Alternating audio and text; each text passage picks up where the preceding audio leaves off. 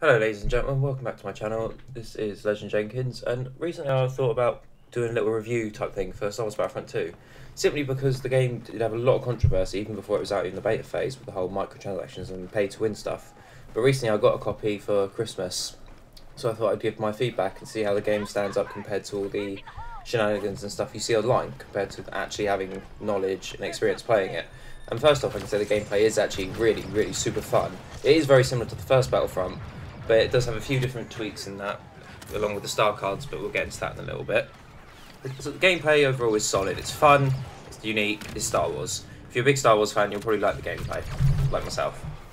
That leads me on to my next point of the microtransactions being a game. Although you can't physically buy them at the moment, I still feel when they will be added, it will be a huge turning point, splitting the community between the top level players who will be able to spend money and pay the hours, put the grind in to get all the other stuff, while also other players like me, for example, who can only sometimes put even not in an hour a day and be left behind with all the lower tier common star cards. They also do add the balance problem, which leads me on to my other point of when it's heroes. Heroes, I feel, with the top cards are near enough unbeatable. For example, me and a couple of friends were playing against a Darth Vader that had the purple star card for max health, and literally, I think I was Rey and he was Yoda, and we still couldn't take him down, even if we got him down to his last pixel. By the time we respawned, he had all his health back and regenerated, which is quite annoying. But it's fair game if you want to spend money on microtransactions to get your progression done, fair enough. I have a problem with it, I'm not going to spend money, but that's my personal choice. I'd rather it be the way like back in the Modern Warfare 2 days, or for example the Halo 3 days, where if you want that really nice looking armour or that weapon, you have to do the challenge correctly. For example, stopping power, just simply getting kills with it. It's an easy enough challenge and it was commonly used. Whereas another perk like Sitrep, if you wanted Sitrep Pro, you'd have to go around destroying explosives, and then you get the Pro version, which means you could hear enemy footsteps louder, I think. I think that's correct, I can't quite remember. But yeah, that's the type of system I would have liked for this game, and I think it would have increased the long longevity of it all. Because you could drop £1,000 or something on it and unlock everything, and then you'd just be playing for the fun, which after a while would get boring because you have everything. Well, near enough everything. I just wish there was a lot more customization options, like in the first Battlefront. You could customize the head, change little bits of the armor, and that changed the ratio. It was a nice touch. It was very limited regarding what customization options out there are in other games. But yeah, that would have been nice. It's either gone 2 steps forward and 1 step back. And also the campaign is a bit lackluster. I'm only halfway through, but I have watched all of the footage and clips on YouTube. And to me, it's just a throwaway Star Wars story. It could have been so much more. Could have been aside from the Empire, but instead you turn to the Rebels as your character, Iden Versio. It's a bit hit or miss. Personally, for me, it's a miss. It's very repetitive in the story. Defend this, go and attack this, solve this. It's very boring, repetitive, and it's also canon to the Star Wars lore. But Star Wars fans can be hella annoying and crazy at times, so just leave that one there. And also with the fact of the heroes in this game, I feel the hero choice at times is brilliant, and then other times it's downright appalling. For example, we've got Bosk back, and Bosk, if you didn't know, is a bounty hunter briefly seen within Empire Strikes Back from 1980, which I feel he had a place in the first one because it was set in the original trilogy, but within this Battlefront, because it's set cross era, it's kind of, he should have been left out. Chewie I can understand, but some of them are just copy and paste, for example Chewie, although my two favourite heroes in this are Kylo Ren, and to an extent Rey. Although she's not very good in heroes versus villains, she's still very support-like, whereas she can help with the team and all that. Recently I have been playing a lot of Captain Phasma and Finn, and they are great additions, which is nice to see in the game, and they're very unique.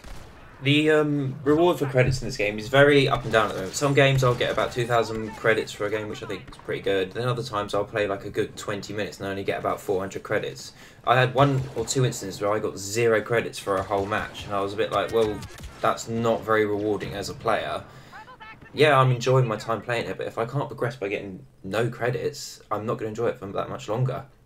I can really touch on the sound department. They have done a great job with this game. It sounds good, it's Star Wars, you have the correct themes and that. The voice acting is 10 times better now than the first one. In the first Battlefront, Darth Vader just sounded so off, it just sounded like a rip-off version, like an off-market version. Whereas in this, Kylo Ren, Rey, they've even got some of the official actors like Finn to do the voice work for the characters. They all sound good.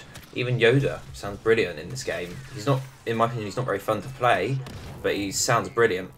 Saber effects, the blaster sounds, the thermal implodes, they all sound good. No faults there on the sound department team. They've done a brilliant job with this game. Aesthetically, this game, in my opinion, it looks good at times, and other times it just doesn't look too pretty at all. Like, the heroes now, they all look good, but then sometimes in some angles or in some lighting, Chewie just looks so texturized, it's horrible. One massive problem I do have with this game though is the horrendous load times between matches and other menus. Sometimes we'll wait up to a minute and a half to even load into a map. And it's just ridiculous that it takes so long. Yes, it's a big game, yes there's a lot of work going on behind the scenes and all that, but still, it shouldn't take that long. I know games that have a similar size-wise this, and they still load quicker than this. The arcade mode, on the other hand, it's good for the first 1 or 2 matches. Other than that, you'll be doing it for the credit grind. That is literally the only reason, because they're all very, very, very similar and very boring and repetitive. One way they could have improved this is if they had a fortification system, a bit like the Gears War series have with Horde from Gears 3 onwards. It's a different iteration in Gears 4, which I'm personally not the biggest fan of, and my favourite was Gears 3. But yeah, a system like that would have been nice. And also to have other stuff, like more variations on the heroes that you're restricted to in the arcade mode. Being restricted, it would also mean that you'd be put in different scenarios and situations where you're going to have to be more reliable in your surroundings and your teammates, whether you're playing co-op or solo. So for example, Luke's force push. Say one mission you don't have that ability, you just have his rush spin, his rush move, and also just a normal saber swing and deflect. You're not going to be able to push enemies off you, so you're going to have to play a lot more cautiously and be more careful. Whereas on the harder difficulties, your health will take longer to regenerate, and the enemies will do more damage as well. So you're going to have to be so careful. But that's just an idea for maybe a future Battlefront game. But then I'm just a small voice compared to what EA want to hear, unfortunately. My overall view of Star Wars Battlefront 2 though is it is a really, really fun game, great gameplay, great with friends or solo, generally better with friends like. However, it does have problems if you are against microtransactions and pay to win stuff. Within my time of playing the game from the Christmas period, I currently only have 2 heroes left to unlock, which would be Emperor Palpatine and Chewbacca. I currently have all the others just through grinding and getting credits. I haven't opened a single crate outside of the ones I get from challenges though. So my progression against other players is held back a bit, but I'm just generally going for the heroes first because then I feel like I have the complete package from actually grinding my way without spending any money or anything. It's a nice feeling, but it's a bit tedious at times, especially when I go back and get 0 credits for a match. But yeah, this game is fun. I would recommend picking it up when it's discounted at a price if you do not plan to spend any money on the microtransactions. The DLC is all free, which is a nice touch.